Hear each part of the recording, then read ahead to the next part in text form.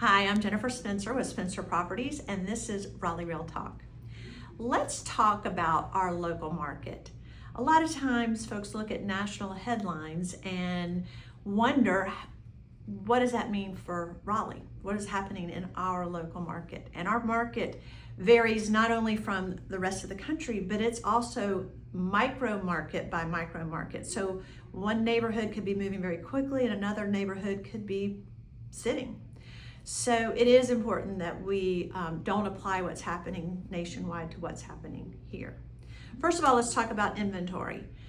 The inventory is much higher than it was a year ago, but nowhere near the levels it was pre-pandemic. But what that means is there's more options now. Buyers tend to be a little more thoughtful in their process. They compare homes and they are able to move more thoroughly through the buying process and not in such a at such a hectic pace like we were in 21 and 22.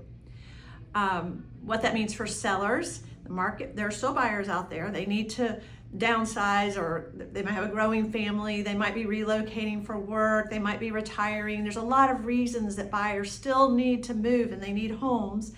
But it does mean that, but for sellers, it does mean you still have to be competitive, more so than you had to be in years past. I mean, there was a period of time where you didn't have to really think about it that hard as a seller. You put the house on the market, it sold regardless of price and condition.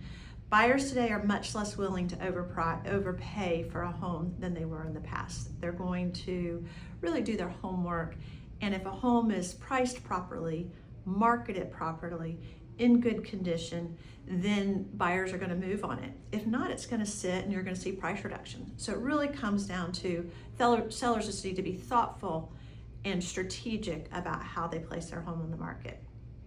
And as far as buyers, it's a great opportunity to look for homes. We've got a little more breathing room than we've had in the past.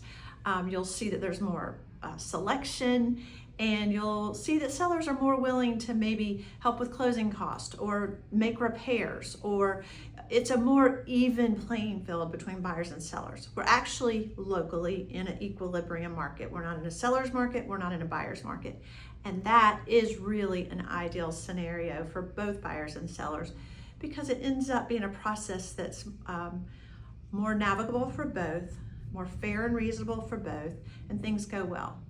So if you'd like to know about your specific home, the one you're selling, or a specific area that you're looking in, reach out and we can talk about what's happening in that micro market and how it's impacting you.